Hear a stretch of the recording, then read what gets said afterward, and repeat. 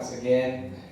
Truly indeed that you are a holy God. Yes. Truly indeed that you are a merciful and loving God to your children. Lord, we thank you for this opportunity, Father, that you have given us to come in one accord, to worship you in spirit and in truth. And at the same time, Father, to listen at your words this very afternoon. Father, I pray that you give us a humble heart, fertile heart, Lord God, na makikinig po sa inyong mga salita, Panginoon, ngayong hapon. Lord, continue to give us a good heart, a fertile heart that will absorb, Lord, the words that you will be sharing with us this very afternoon. Hide me behind your cross, Father, and only you alone shall speak forth this afternoon. Hide me behind your cross, Lord God. Let me decrease and you be increased, Father, and your name will always be magnified in our life. In Jesus' name we pray. Amen. Hallelujah. Magandang hapon po sa ating lahat, mga kapatid. We thank also the Lord for giving us an opportunity to go out, mag-day off po ng Tuesday. Para ngayon lang po ulit tayo nagkita-kita in this day, na Tuesday, lagi po tayo natatawag sa ibang araw. But I also want to say and express my thanksgiving sa Panginoon for His amazing work in my life. For the past 1 to 2 months, we've been praying a lot. We've been praying a lot to the Lord for God's direction. I shared this one last time when I was brought dapat di talaga ako mag-day off noon, pero pinag-day off ko yung sarili ko at dumiretso ako ng church instead of work. And for God's amazing work, not maybe, but I needed to hear the Word of God personally. Kaya nadala ako sa tahanan ng Panginoon. And it's just so amazing how God directs us to our path. Sometimes sa buhay natin, we pray for clarity sa mga nangyayari sa buhay natin. We pray for the Lord. The Lord, gusto ko na malinaw na direksyon what's happening around me. And ganun po yung nangyayari sa buhay natin for the past 1 to 2 months because especially when it comes to the work of God, especially when it comes to the ministry of God, ang hirap mag-decide lalo na kung itong mga factors na ito ay nai-involve sa buhay natin. Am I really doing the will of God or is it really just my self-will? So yun yung gusto natin clarity na nanggagaling sa Panginoon kasi there was an opportunity, sige share ko na. There was an opportunity in nagbukas po na pintuan sa isang university dito sa Hong Kong. And it seems so enticing. Parang, maganda nga. Not because of the work, pero parang magandang opportunity to na mas marami tayong magagawa para sa Panginoon. And I asked the bishop, it's my first time also to be counseled. A little bit of counseling, ng direction. Bishop, meron ganitong opportunity. I'm not sure if ito ba yung kagustuhan ng Panginoon. And then, we prayed with the bishop. And then, at the same time, yung mga kasagutan ng Panginoon. And sometimes, paano ba yung buhay natin, paano po ba, totoo bang nakikipag-usap sa atin ng Diyos directly? Yes, it's true that the Lord can really speak to us. Napakadaming paraan ng Panginoon upang makipag-communicate sa atin. And ito yung journey natin for the past 1 to 2 months na, Lord, if it's your will, then it's your will. And let it be done. Yun yung panalangin natin. And yesterday, I just received an official confirmation. So nag-apply po tayo doon. And then I just received verbal and an email confirmation from Hong Kong University na may offer sila binibigay. And they're asking me if I am inclined to get that offer para i-process namin na yung papel. And I was so amazed by how the Lord works that in the season of waiting, of something, in our season of waiting, yun yung mga tinuturo pala ng Panginoon. Not that what we are praying for, hindi lang yun, pero ang dami palang tinuturo din ng Panginoon along the journey that we are in a season of waiting. So, yun ang pasalamat ko sa Panginoon sapagkat dinidinig po talaga ng Panginoon ang ating mga panalangin. Amen? Pero hindi po yun yung topic natin ngayong hapon. It's just, konting patalastas po, no? But our topic this afternoon is, let's try to talk about all about our heart. Many times in the Bible, mga kapatid, many times in the Bible, the Lord has emphasized always the quality of our hearts. Kumusta po ba yung puso natin, mga kapatid? Tingnan niyo po ba yung katabi natin? Katabi niyo ngayon, kumusta? Tanungin mo, kumusta yung puso mo ngayon, kapatid? Amen. Kumusta yung mga puso po natin, mga kapatid? Even in the older times, the Lord has always reminded us na kailangan po yung puso natin buong-buo para sa Panginoon. Even when the Lord made a covenant with Abraham, diba? The Lord still emphasized na kailangan yung puso po natin ay may purity. Yung kailangan po yung quality ng puso natin na naka-direct po sa Panginoon. The Lord has always emphasized that. And even in the teachings of the Lord Jesus Christ, as we have read in the New Testament, a couple of times the Lord Jesus Christ taught us na kailangan po natin panatilihin na pure po ang puso natin when it comes to serving the Lord. Amen? In the first book of Kings, chapter 5, 6, 7, and 8, you can read there, mababasa po natin doon yung mula sa preparation hanggang sa pagbuubo ni King Solomon ng templo ng Panginoon. Remember, when God spoke to Nathan, sabi niya, sabihin mo kay David, you are not the one. Hindi ikaw ang mag-kukompleto or mag-build ng aking templo, but it will be your son. And sabi ni King David, oh Lord, thank you that you will continue your honor, your faithfulness to me, na magiging, yung susunod na generasyon sa akin ay magiging hari, sabi ni King David. And it actually took King Solomon 7 years to build the temple of God. No? It took him 7 years to build the temple of God. And this was a beautiful temple for God's glory. Para sa glory po ng ating Panginoon. And we are brought to chapter 8 where the Ark of the Covenant ay dinala niya doon sa templo na kanyang binil. And after that, kung i-shortcut natin kasi medyo mahaba yung mensahe natin ngayong hapon. After that, makikita po natin doon na King Solomon made and dedicated the temple na kanyang binili para sa Panginoon. And there was a very, very long prayer po na ginawa ni King Solomon as he offered the temple to the Lord. So, makababasa niyo po yun in the first book of Kings chapter 8 na a series of prayer King Solomon offered to the Lord. And at the end of that very long prayer, meron po sinabi si King Solomon.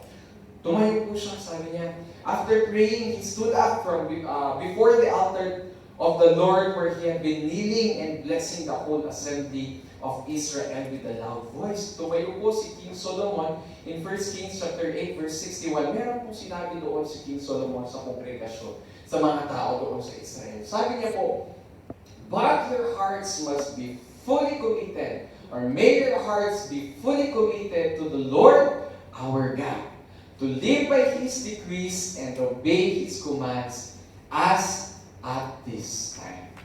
Hallelujah. It's a very beautiful encouragement of King Solomon to the people of Israel. And at the same time, a beautiful encouragement to us, mga kapatid. Sabi niya dito, let me read it again. But your hearts must be fully committed to the Lord our God, to live by His decrees and obey His commands at this time. Hello, sir. Tanungin po natin kung sarili natin. As we hear the Word of God, let's take this time as an opportunity to assess ourselves, mga kapatid. Tanungin po natin ang sarili natin. Hello, self. Are you fully committed? Are you committed? In all the years po na nakilala natin ang Panginoon sa buhay natin, 5 years, 20 years, are you committed? O committed? Sa tagal-tagal po natin na nakilala ang Panginoon, committed na po ba tayo? O committed po tayo sa Panginoon? Being in a commitment, no? Pag nagko-commit tayo sa isang bagay, napakadali if you are in fire. If you are so excited to do something, napakadali mag-commit. Yes. Pag sinabi natin, uy kapatid, merong ano daw doon, meron daw birthday next week. May handaan doon sa sabihin na natin sa Ocean Park. Oh, di ba napakadali mag-commit? Oh, yes.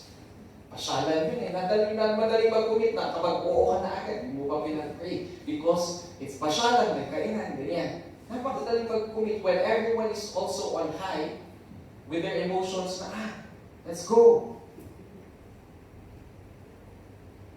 But just like when we are on the highway of knowing the Lord Jesus Christ, di ba? Natatandaan po ba nung unang yung nakilala ang Panginoong Jesus sa buhay po natin? Una natin natanggap ang Panginoon sa buhay po natin, sa puso natin. Andun yung exciting, hindi po ba? Andun yung exciting na, oh Lord, parang ang tagal naman mag-Sunday, katatapos lang ng Sunday, kauuwi lang natin, ano kaya ang gagawin natin sa Sunday?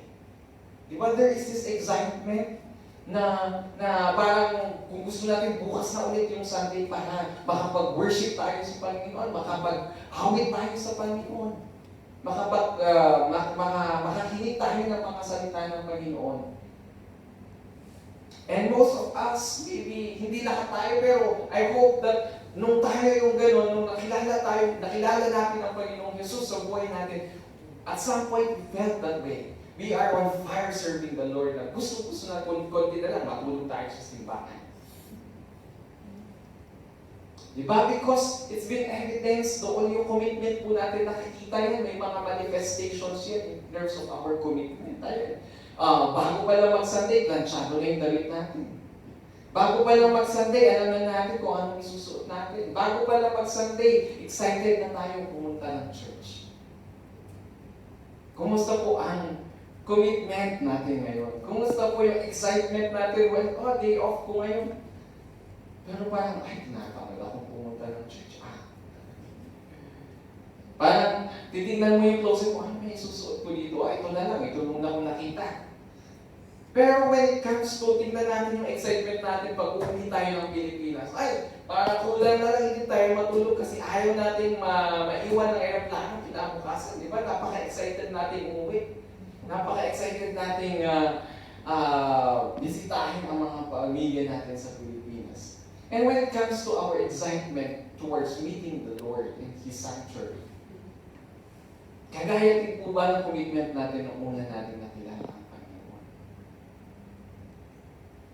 Amen? Kaya ang isang manifestation na yung commitment mo natin, mga kapatid, when it comes to our commitment, especially to our commitment to the Lord, to the work of the Lord, to the ministry of God, nagmamanifest yan sa excitement natin pumunta ng church. Bakit kaya nalilate si sister?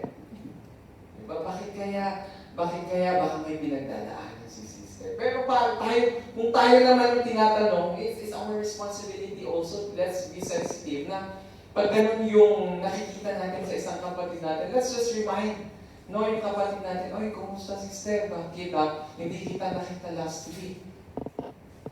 Pag tayo naman po yung tinanong ng mga kapatid natin, huwag tayong madaling ma-offend. Alam nyo, unang-una talaga pagpasok ko dito sa church natin in Hong Kong 2 years ago, yun yung una kong nabasa.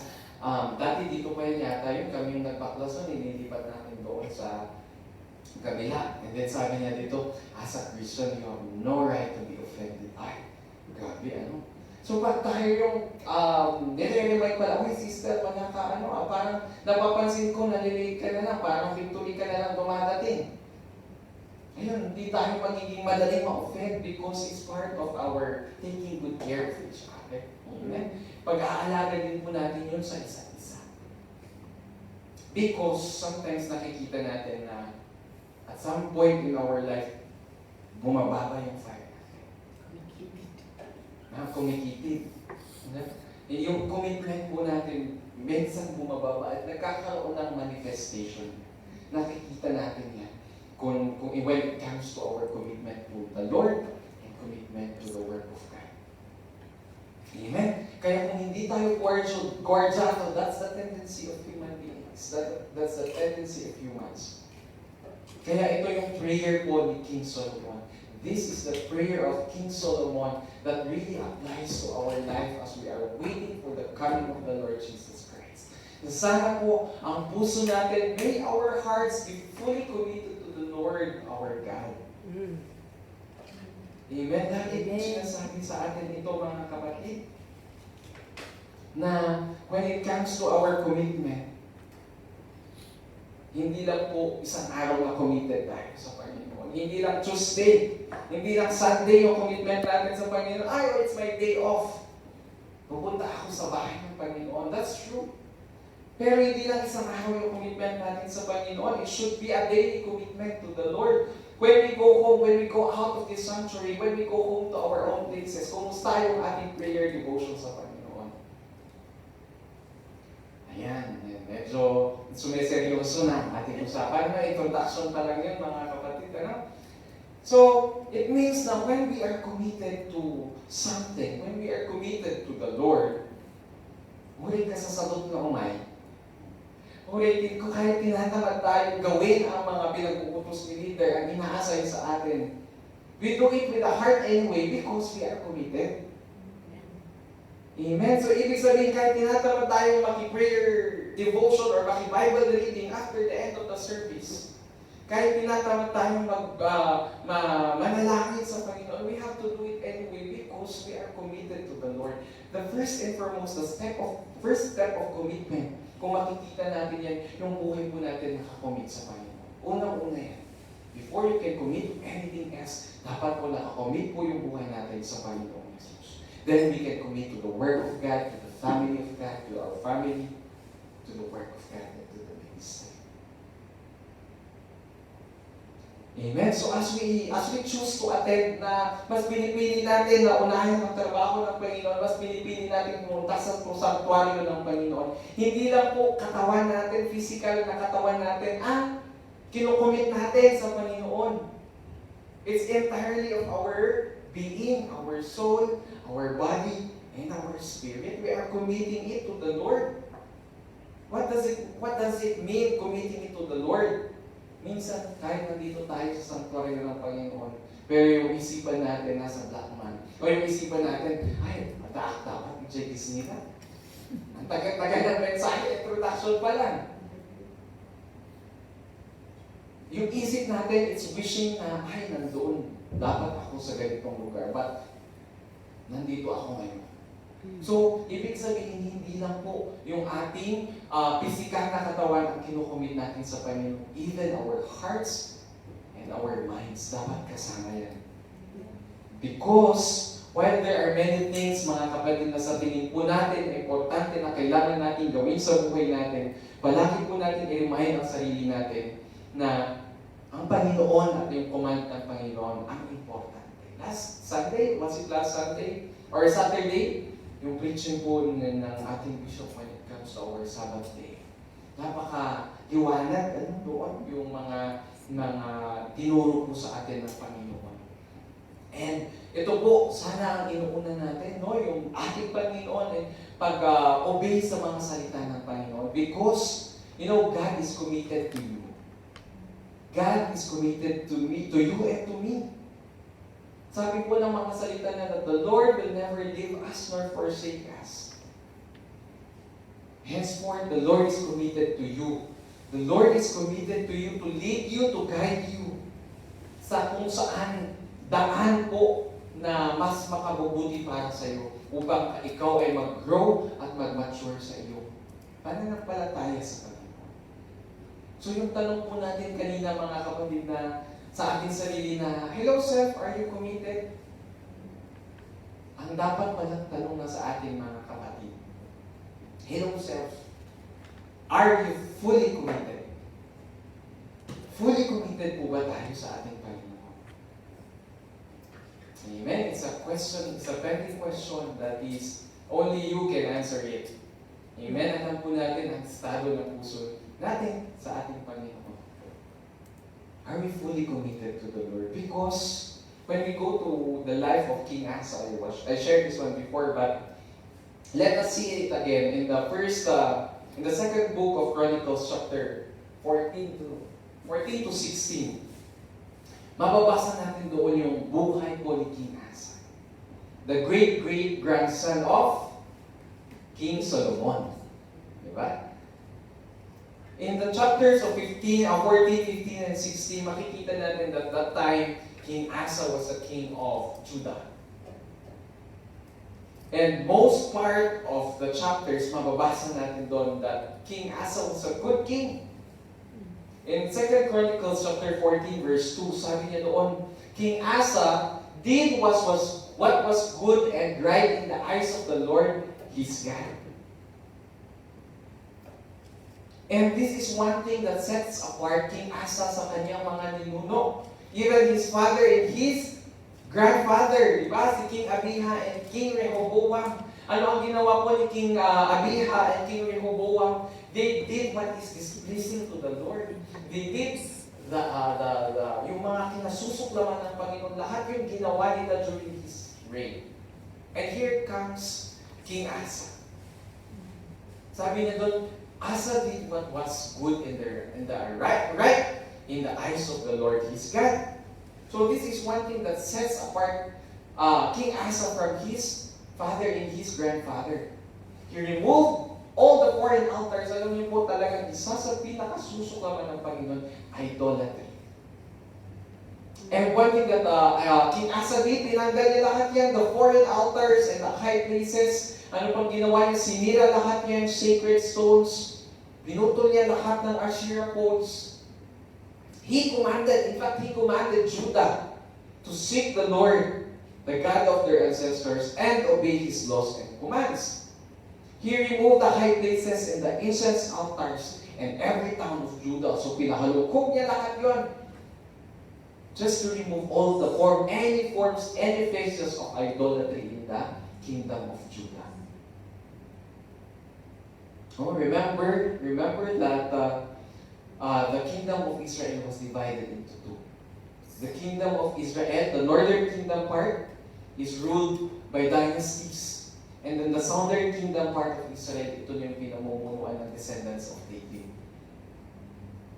No? And mababasa din po natin in chapter 14, as we continue on reading there, na mababasa po natin doon na King Asa in the southern tribe of Israel, the kingdom of Judah, was attacked by a huge army, yung Ethiopians.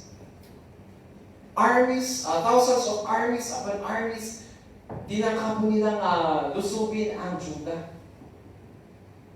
But you know, there is one character of King Asa that we can learn from here. In 2 Chronicles chapter 14, verse 11. Let's just run through 14, 15, and 16, kasi wala tayong masyadong oras. So let's go to jumping from one verse to another. Sabi niya po in 2 Chronicles chapter 14, verse 11, Then Asa called to the Lord his God and said, Lord, there is none like you to help the powerless against the mighty. Help us, O Lord, our God, for we rely on you, and in your name we have come against this vast army. O Lord, you are our God.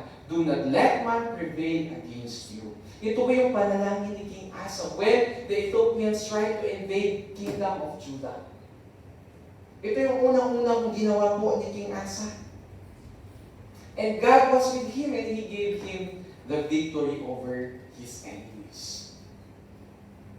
Amen? So, when we call upon the Lord, tignan po natin yung unang-unang ginawa po ni King Asa. It's not to turn na, ihanda niyo yung mga helmets natin, mga armors natin. That's not the first step of King Asa. Instead, he bowed to the Lord. He went on his knees and prayed to the Lord, Lord, walang ibang katulad mo, Panginoon. Sabi niya, there is none like you to help the powerless. And true enough, the Lord honored his prayer. Kaya the Lord delivered him from his enemies.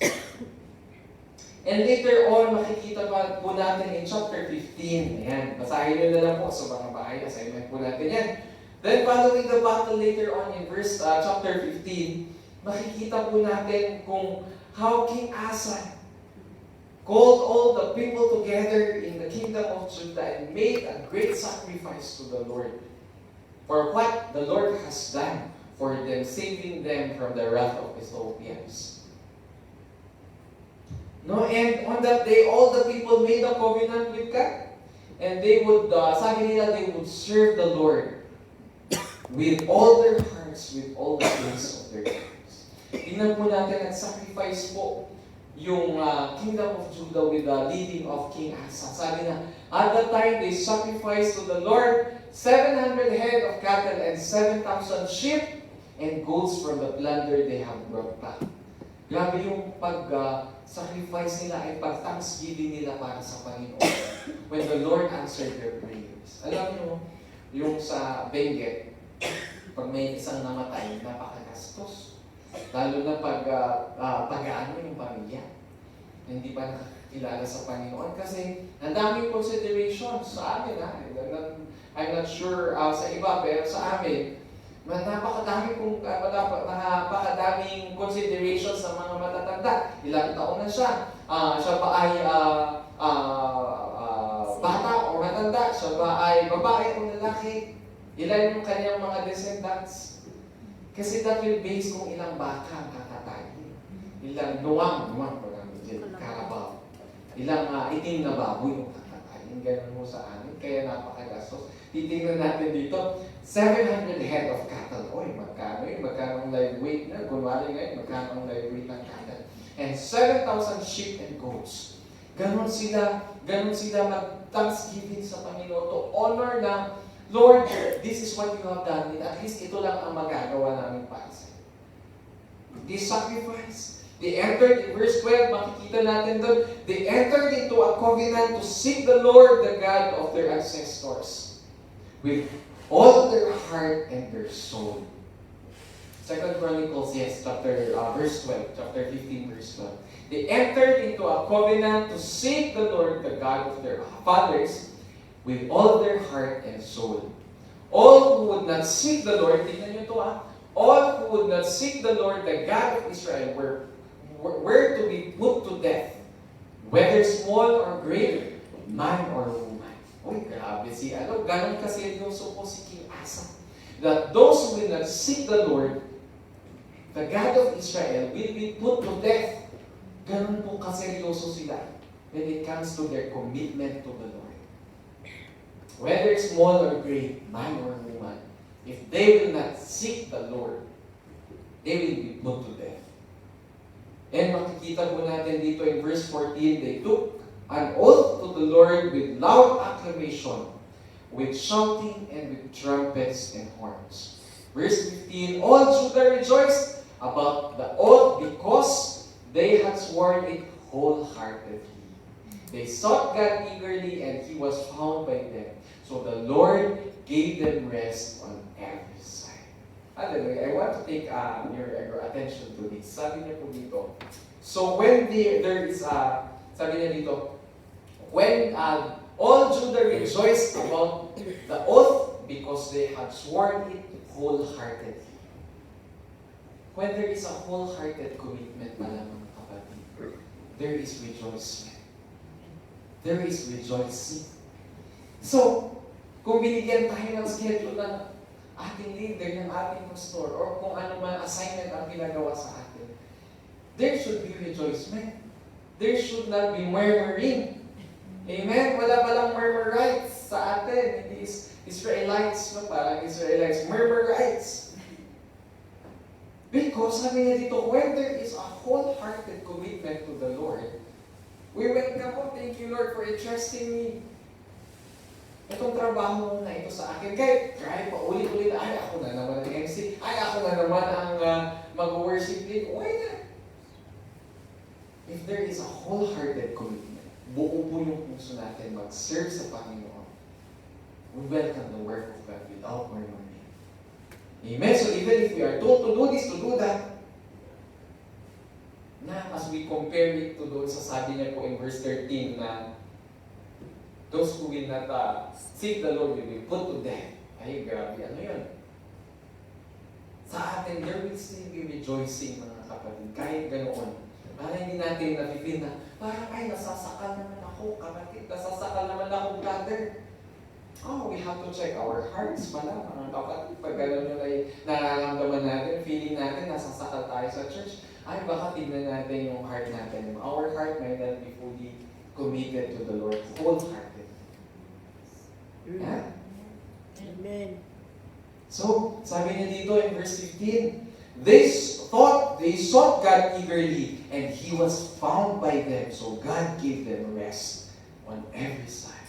So pagpatuloy pala natin hinahanap ang Panginoon, na feeling natin, ay, ang dami natin naka-schedule na paparating. Ang dami nating ginagampanan para sa Panginoon. You know, when there is wholehearted commitment to the Lord, when we seek the Lord eagerly in our life, there will be rest.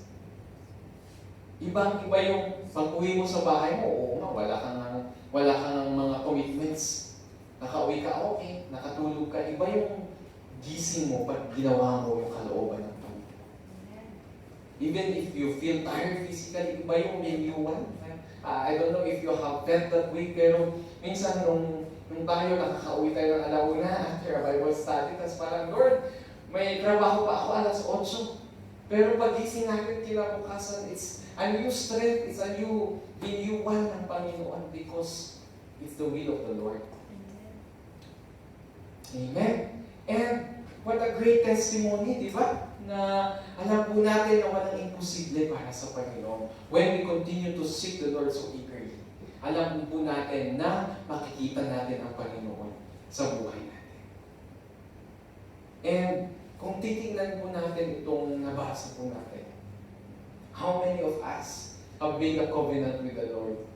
How many of us have made a vow to the Lord kahit sige, simplify natin yung vow. Yung promise, hey Lord, I promise.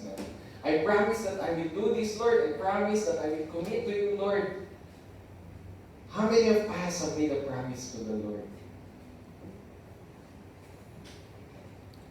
Amen? And when we earnestly sought after God, sabi niya dito, and they found Him. Makikita po natin ang Panginoon. So, parang minsan, kung makikita natin sa buhay pala natin mga kapatid, parang, brother, sa tagal-tagal ko na po na nakakilala sa Panginoon, parang hindi ko naman na-feel ang presensya ng Panginoon. Doon po papasok yung puso talaga natin. That's why it's been repetitive na tinuturo po ng ating Panginoon yung quality ng puso po natin. Can we read again? Sabi niya po dito in verse 15. Let's read that one. They sought God eagerly. In other version, they earnestly sought after God, and they found Him. We might not be seeking the Lord, our God, with all our hearts. Kaya hindi natin makita yung presensya ng Panginoon. Amen? When we are talking about eagerness, when we are talking about earnestness, when it comes to our commitment to the Lord, dapat sincere yung paghahanap po natin sa Panginoon. Dapat may intense, malalim po yung paghahanap natin sa Panginoon. Passionately yung paghahanap natin sa Panginoon. Amen? Hallelujah. And 25 years, alam niyo po dito sa buhay po ni King Asa, 25 years God has sustained them. God has promised them peace and prosperity. Seeking the Lord gave them peace and rest from their enemies. Imagine po yung 25 years of faithfulness sa buhay nila. And sa buhay po natin, how old po tayo? Ilang taon na po ba tayo ngayon? When we look back, that's why nung sabi ni Pastor Irene na in Taiwan, binisita natin sila doon. Sabi niya, oy, mag-outreach tayo, brother. May mag-birthday daw doon. Sabi niya, pwede ba ikaw ang mag-share ng Word of God? Okay po, Pastora. Okay po, Pastora, sabi ko doon. And then, nung nag-outreach tayo sa Maysalo, southern part of Taiwan, nag-birthday doon yung isang kapatid na in-outreach natin.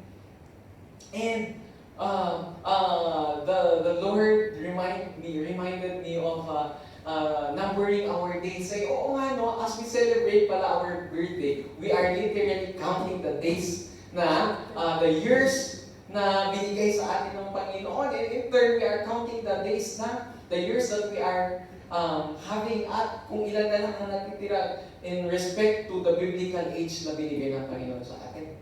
So, 70 to 80 years old. So, kung ilang taon ka na ngayon, ilang taon pa?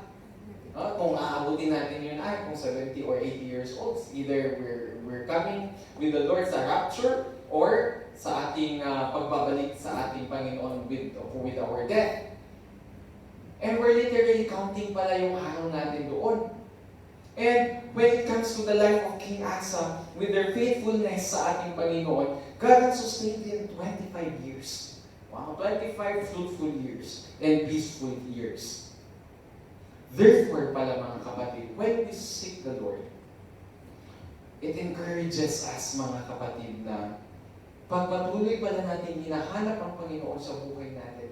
Even though at times we don't want to wake up in the morning na pag tinatamad tayo, we command still our body to seek the Lord earnestly. We can see there yung pagpapala po ng Panginoon. God will continue to sustain us. Not just us, but our family and the people around us. Amen. The Lord will continue to be graceful and merciful to you and your family as we earnestly or eagerly seek the Lord. But you know, there is a warning to us, mga kapatid. There is a warning to us. As we read in chapter 16 of 2 Chronicles, there is a warning na mababasa po natin.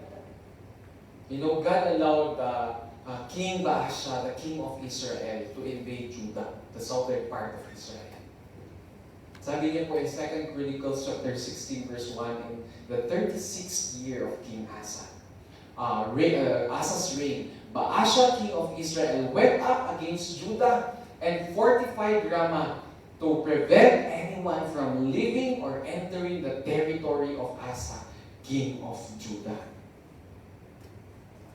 No, makikita natin dito, war is approaching. Nakipagkuntsaba si Baasha, the king of Israel, to Ramah para lang mag-wage ng war against King Asa and the kingdom of Judah. And you know ano ang ginawa ni King Asa? Let's go to verse 2. Asa, sabi niya dito, King Asa then took the silver and gold out of the treasuries of the Lord's temple and his own place, and sent it to Ben-Hadad, king of Aram, who was ruling in Damascus. So, kumuha siya ng pera ng Panginoon out of the treasuries of the Lord's temple and his own palace, and sent it to Ben-Hadad, king of Aram, who was ruling Damascus. Sabi niya doon, "Let there be a treaty between me and you," he said, "as there was between my father and your father. See, I am sending you silver and gold. Now break your treaty with Baasha, king of Israel, so he will withdraw from me." So basically, King Asa was making an ally of the king of Damascus, the king of Aram.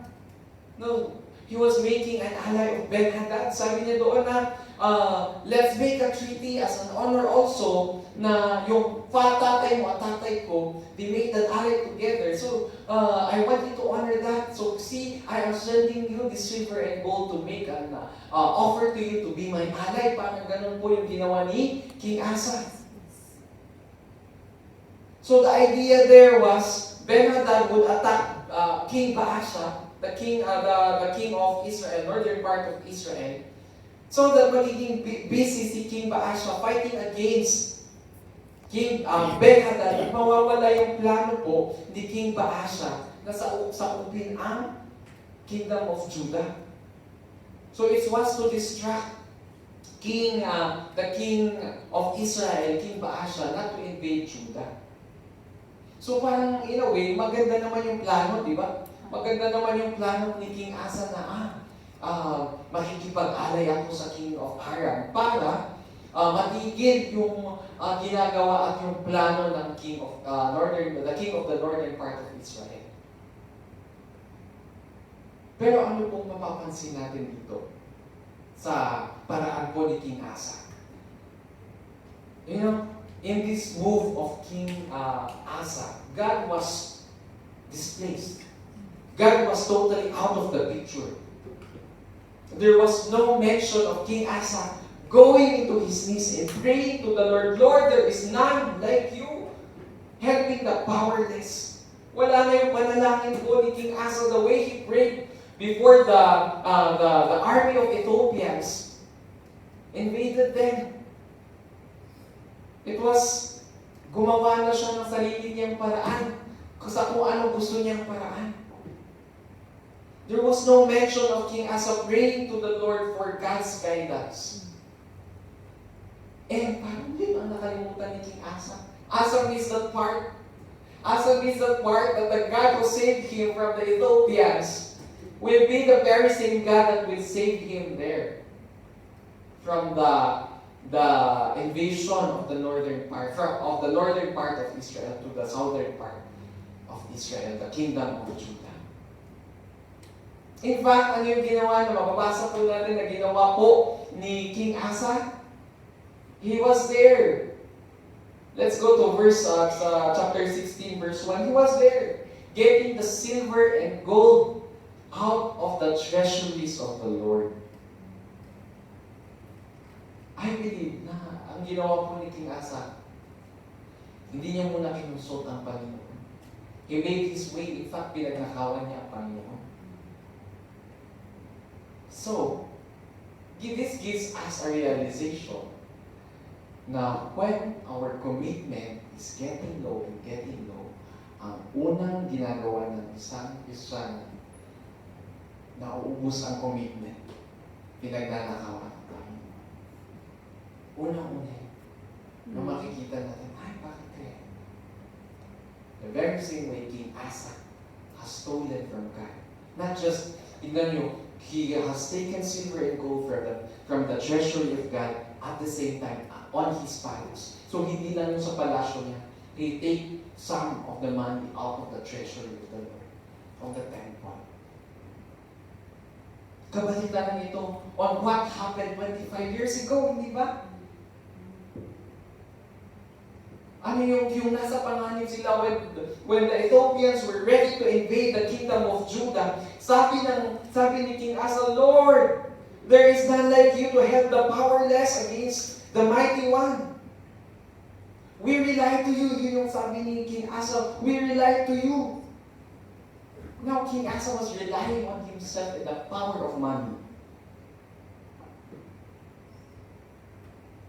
Diba? Dati, pinagkatiwala niya ang Panginoon. But now, that when King Baasha invades, he forgot that the very same God that delivered him from the Ethiopians, he should be the same God that will deliver them from the invasion of the northern kingdom of Israel. Diba?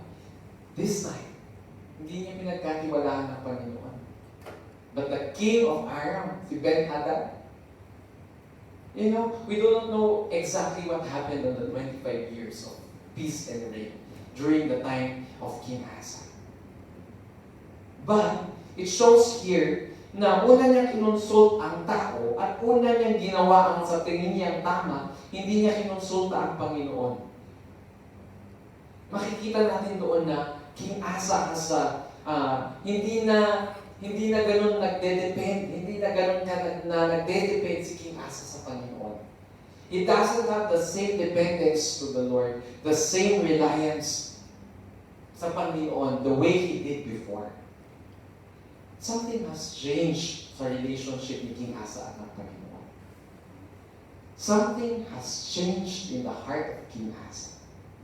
For sure, the Lord will always be committed to us. But something has changed in the heart of King Asa. And if this happened to King Asa, this can happen to any believer. Years and years of being a Christian, minsan nakakalimutan natin ang Panginoon.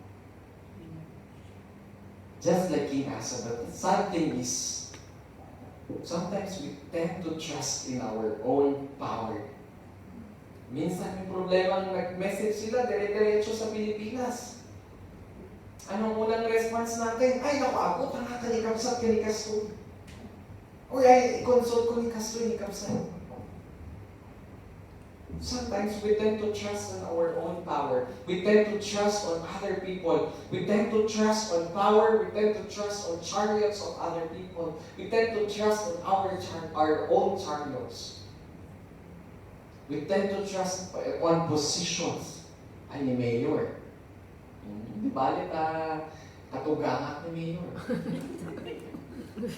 Sometimes, we tend to trust more of the connection to other people, to the authority, to the fame, to our own power than to trust in the Lord. You know, in the 25 years of peaceful reign of King Asa, possibly King Asa went lax. Nag-relax siya. Nag-relax siya sa buhay niya. That's why when testing came, ang una niyang hinanap is the things that he can do physically. Hindi niya inuna ang Panginoon. And that is one more thing that will remind us today, mga kapatid. That when we are in the season of our comfortable life, lalong-lalo na sa ating mga OFWs, everything is comfortable. Ay, sisweldo tayo mo, titakal. May pinapadala tayo sa Pilipinas. When everything is comfortable, ang nagiging tendency natin, nagre-relax tayo sa paninilbihan natin, sa commitment natin sa Panginoon. We tend to believe, lax, bali. Parang hindi ko naman kailangan si Lord. Parang wala naman akong kailangan ipag-pray. Because everything is good. Walang may sakit, we can provide for our family. But when we are at a state na nagre-relax tayo sa ating commitment sa Panginoon, sa ating paninilbihan sa Panginoon, that's the time that the enemy will come to attack. And when we are not, when tayo ngayon nasiglat, when we are not very sensitive to it, we tend to rely on the chariots of other people. We tend to rely on what we can rather than what the Lord can do for us. Minsan, hindi pa nga natin first choice si Lord na takbuhan when it comes to problems. Minsan, hindi rin siya, not even our second choice. Pag last choice na wala na akong matatakbuhan. Lord, ikaw na lang ang aking matatakbuhan.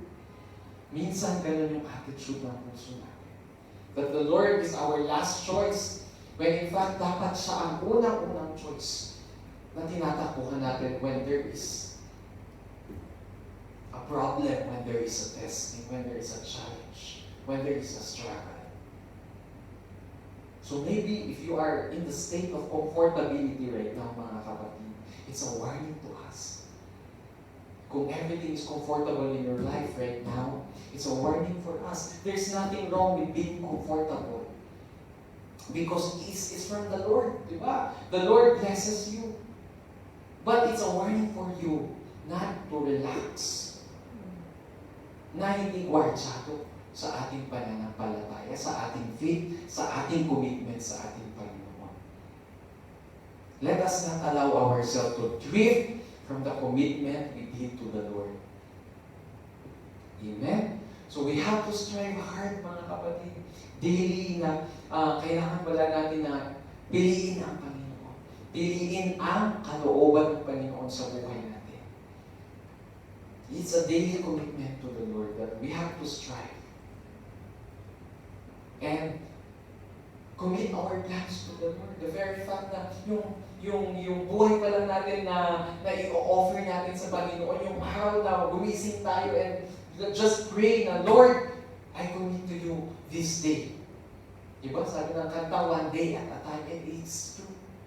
One day at a time that we commit our life to the Lord and all the things that we do. So that, yung sabi ng kanta ng aking pamangkin nung umuwi ako, sabi niya, everything I do it for you, Lord, faithfully. So everything that we do within that day, we do it to the Lord faithfully.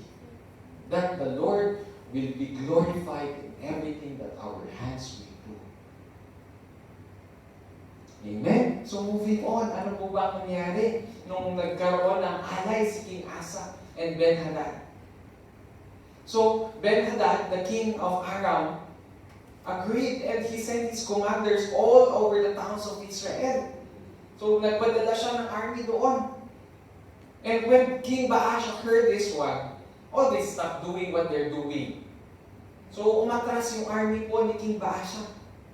Umalis sila. And this time, opportunistic din itong si King Asa. No? Parang sabi niya, wais ako doon. Sabi siguro ni King Asa. Asa took the opportunity to take all the stones and the timber na ginamit po ni Baasha sa Rama to build up Jeba and Mizpah. So, King Asa, nung nag-retreat na yung troops ng northern part of Israel, yung troop po ni Baasha, King Asa made an opportunity to steal all those things, the timber and the stones na ginagamit po sana ng mga troops ng northern Israel. And it seemed good for King Asa. Kasi unang-una, they were rescued from invasion. Pangalawa, meron po silang resources, stones, and all the timber that he can get na iniwan po ng mga army ng northern part of Israel. And yun, sabi niya dito, it seemed good for King Asa. Not only that he was rescued from King Baasha's invasion, but he ended up with a whole lot of building materials to fortify some of his cities in Judah. Parang, kung titignan natin yung isipan ni King Asa, parang nagbunga naman yung ginawa niya kasi nagpadala siya ng pera kay Ben-Hadad. So, umatras yung tribe na yung army ni Baasha. So, they were not invaded. At the same time, meron pa siyang blessings na nakuha from those na iniwan ng army ni Baasha. But there is a warning to us again, mga kapatid. Proverbs chapter 14, verse 12. Sabi niya doon, there is a way that seems right to a man, but in the end, it leads to death. May mga bagay na sa tingin natin, tama. Tama naman. Yung kahit alam natin na mali, pero nag-resulta ng tama, parang tama pa rin. Sometimes we justify it, okay lang siguro yun, Lord, kasi nag-resulta naman ng tama. We try to justify the end with the means. But these things, kung makikita natin mga kapatid, in the life of King Asa, these things can break us greatly. Let's continue to read in 2 Chronicles chapter 16, verse 7 to 8. Sabi niya doon, at that time, Hanani the seer came to Asa, king of Judah, and said to him, because you relied on the king of Aram and not on the Lord your God, the army of the king of Aram has escaped from your hand. Totoo nga yun, no? Were not the Cushites and the Libyans a mighty army with great numbers of chariots and horsemen? Yet, when you relied on the Lord, He delivered them into your hands. So ito po yung reminder sa kanya po ni Hanani a seer. And he said, itong mga salita na ito kay King Asa. Because King Asa put his trust to King Ben-Hadad rather than in God, he missed the opportunity po na ipakita ng Panginoon yung power niya sa kanya. He missed the opportunity to be strengthened by the power of God to do something in his life. That God has been eager to help him out. So in respect, mga kapatid, sabi ko kanina na as we hear these words, mga kapatid, mga salita ng Panginoon, let's take this opportunity to assess our life. Because when we trust in our own chariots, mga kapatid, when we trust in the things na kaya natin gawin, when we trust in other people na kaya nilang gawin for us, we are taking an opportunity. We are taking out an opportunity of the Lord to display His power to you. Tinatanggalan natin ng karapatan o ng power ang Panginoon o ng opportunity ang Panginoon upang ipakita sa iyo kung sino siya. Being your God. In any circumstances, kung ano po yung mga pinagdadaanan natin, whatever situation we are encountering, mga kapatid, Sana hindi po tayo maunahan ng takot. When there is testing, when there are parang sa panahon na tayo ay nagkikipit.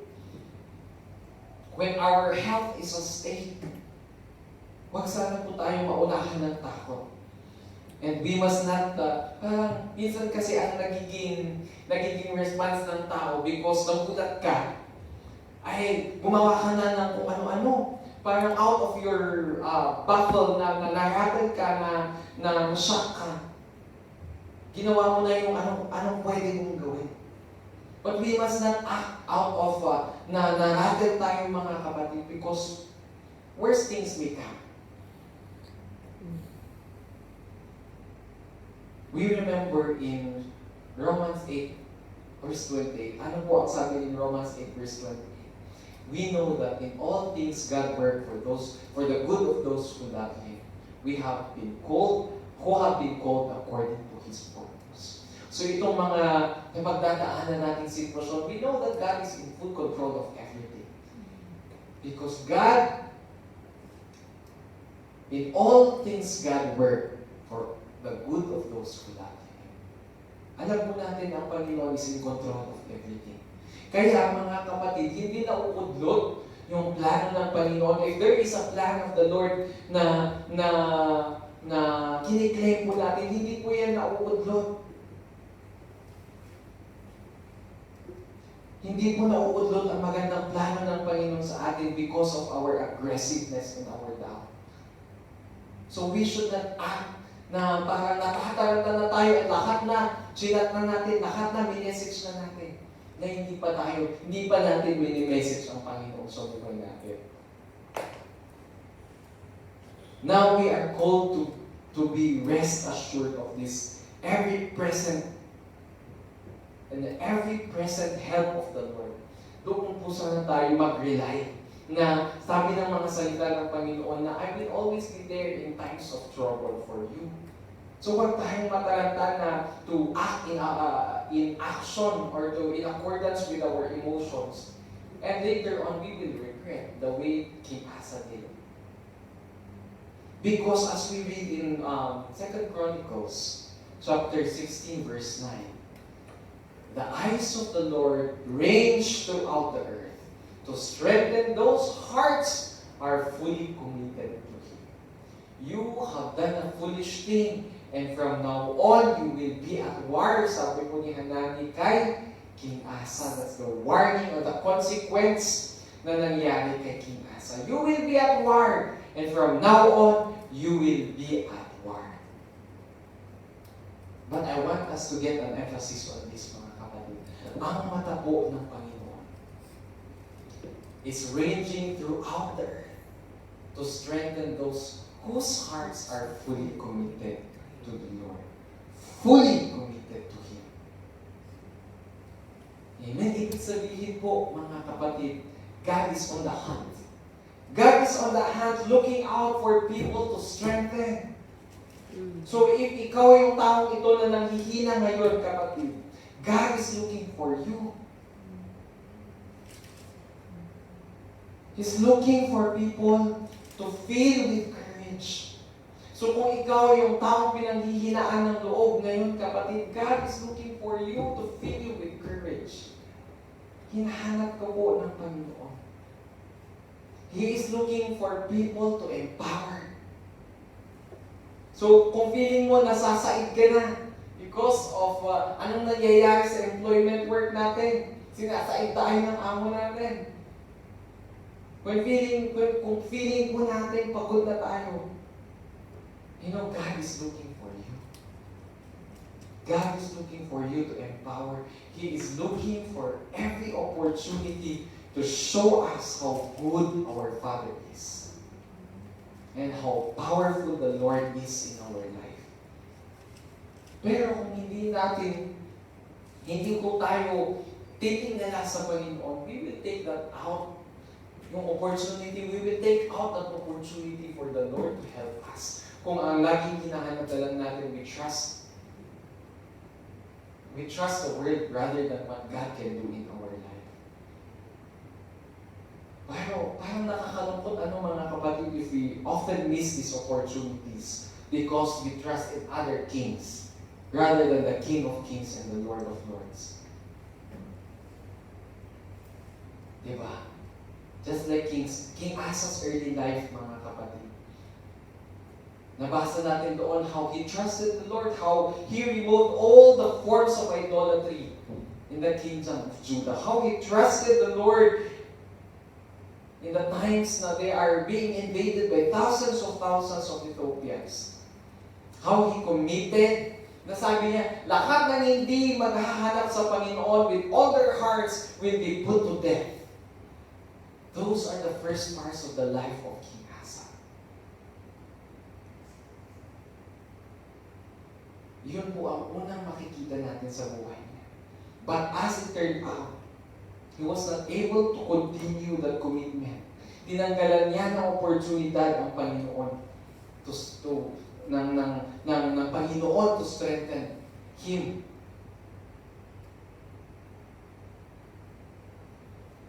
Amen? God is eager to help us, mga kapatid, if we only allow the Lord to help us. God is eager to rescue us from something if we allow the Lord to rescue us. Nung napatatangkalan tayo, tipuso tayo, ay, what if? God is eager for us to provide for us if we allow the Lord to be God in our life. If we let God be God in our life. Amen? And as we have said a while ago, those wrong things, mga kapatid, na sabi natin, gina-justify natin because it turned out correct, this will really break us. This can really harm our commitment. This can really harm the quality of our hearts. Kaya po, alam niyo po ba ang nangyari kay King Asa? In 2nd book of Chronicles chapter 16 verse 12, sabi niya po doon, in the 39th year of his reign, Asa was afflicted with a disease in his feet. Karoon ng sakit yung kanyang paa. Though his disease was severe, even in his illness, he did not seek help from the Lord, but only from the physicians. Ganun ka tindi yung pride ni King Asa. Even though na yung disease on his feet, ano kaya yung disease on his feet, that so severe, he never turned to God. He was consumed by his own foolishness to the point that he was not able to redeem himself and make things right with the Lord. You know, this nabasa po natin na ito, it's another phase of pride. Sometimes, ang hirap lulukin ng pride. Ang hirap lulukin ng pride. Titiisin na lang natin kaysa magpatulong tayo sa Panginoon. I-accept na, oh Lord, yes, I am wrong. Or maybe we are in the state of shame and guilt na, ay, oo nga, Lord. But we are so coward to come forward to the Lord and accept, Lord, yes, I have sinned against you.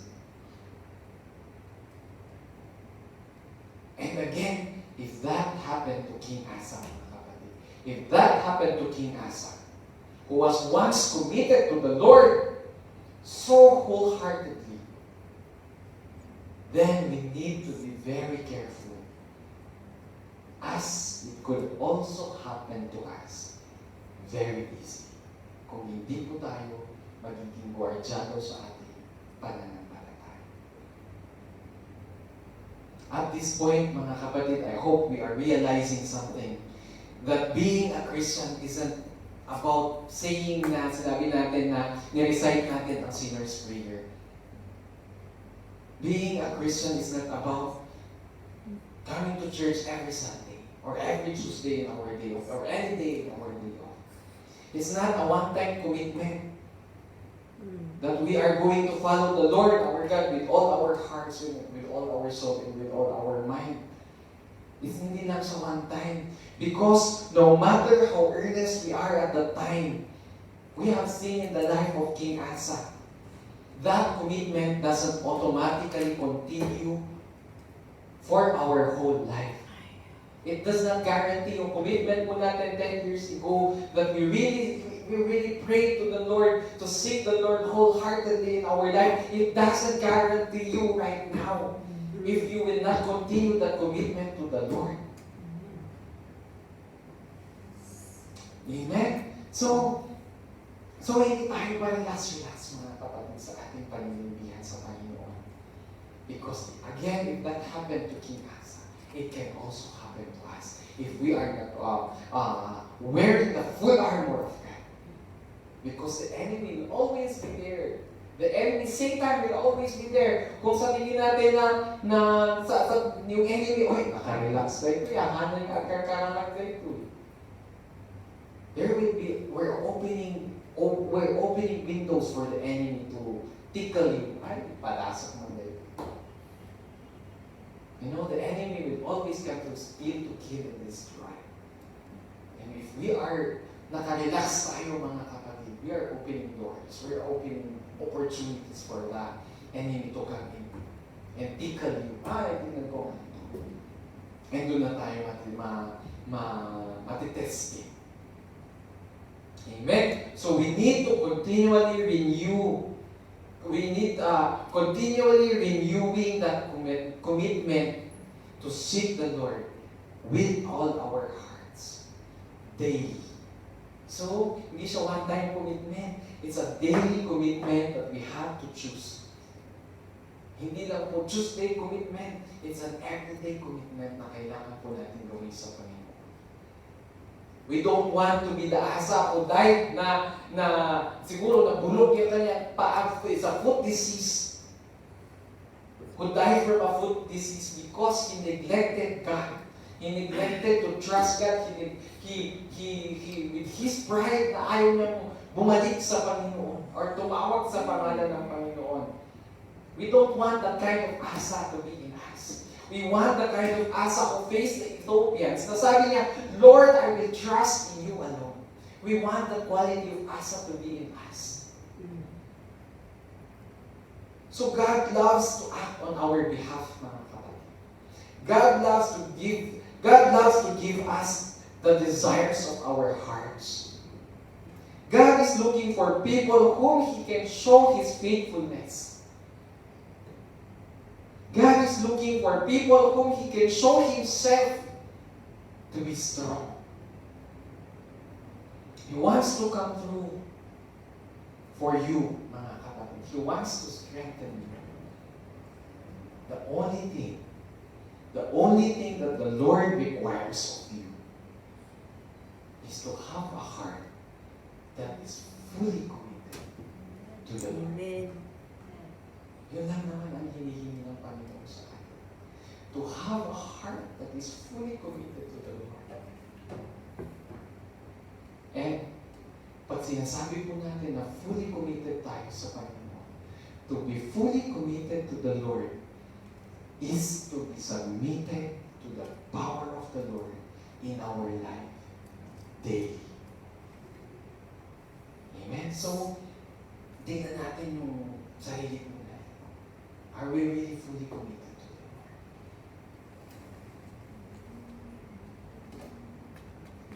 Or pinagnanakawan natin ang Panginoon ng opportunity to show His gloriousness to us.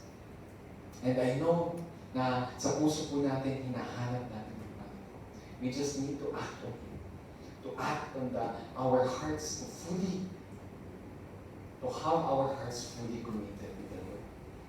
Amen. Can we all stand and pray? Hallelujah, Jesus. Yes, Lord, Heavenly Father, we thank you for these words that we have read. We thank you for these reminders, for this great warning, Father, na tinuro mo po sa amin gamit ang buhay ko. So, Father, forgive us. Forgive us, Lord, if at times you were not our first choice. If at times, Lord, mas pinipili namin gawin ang kaya namin gawin kaysa sa mga bagay na kaya mo pong gawin sa amin. Father, here is our hearts offering to you. Forgive us, Lord, for all the times, Lord, that we chose to go in our way rather than your own way. Father, here is our heart. We just surrender it to you, Lord. And Lord, let's just allow the cleansing power of the blood to cleanse us once more. Father, awan iti mailingad mi kanya. Our pride cannot do anything, Lord, in your presence. Because, Lord, you know every hair strand in our hairs, in our scalp. Lord, alam mo po ang estado ng bawat puso ngayon. And Lord, walang silbi na kami po ay magiging mayabang sa iyong presensya, Panginoon. And henceforth, Lord, here we are right now, Lord, coming down in humility, Lord God. Coming down with all the humbleness, Lord, and humility, Lord, to seek your presence, Lord God. As we offer to you our hearts, Lord, forgive us for all the things that we have done. If we have trusted, Lord, in our own chariots, if we have trusted on how the money operates, on how this world operates, Lord, forgive us, Father. Let your cleansing power be upon us, Lord, and cleanse us once more by sprinkling us with hyssop, Lord. Father, as we recommit to you our life right now, as we raise our hands, Lord, towards heaven right now, Lord, we are opening our hearts once more, Lord. Offering to you our hearts, Lord, to fully commit to you, Lord. Panginoon, just strengthen us. Strengthen us, Lord. Renew us once more, Lord. Sagid ang kaliabo, Diyos, iti bawat puso, Lord, and every single cell in our body, Father, right now. Regenerate it once more, Lord God. As we commit to you our everything, our soul, our mind, our hearts, Lord. We just surrender it to you. Father, strengthen us. Father, give us, Lord, the courage, Lord, to face one day at a time. But as we continue to face one day at a time, Lord, we know, Lord God, that you will always be there for us. You will always be there for us. To encourage us, to empower us, to fill us with your anointing and your Holy Spirit, Lord God. Oh, Father, let you fill us with your Holy Spirit. Fill us with your Holy Spirit. We praise you, Lord, for giving us another chance, Lord, just to fully commit to you. Starting this day, Lord, we commit to you, Lord, whatever the things that we do. Remind us, Lord, whenever we are tested, whenever we're struggling, Lord, to always look upon your face, to look upon you, Lord God, to search your name, Lord God. And whatever that we do, so that, Lord, whatever the works of our hands, wherever feet we may go, Lord God, may our life bring glory to your name. Yes. Oh, Lord, thank you, Jesus, for everything that you have done, for your faithfulness, your goodness in the life of each one of us. We praise you, Lord, and we glorify you in Jesus' name.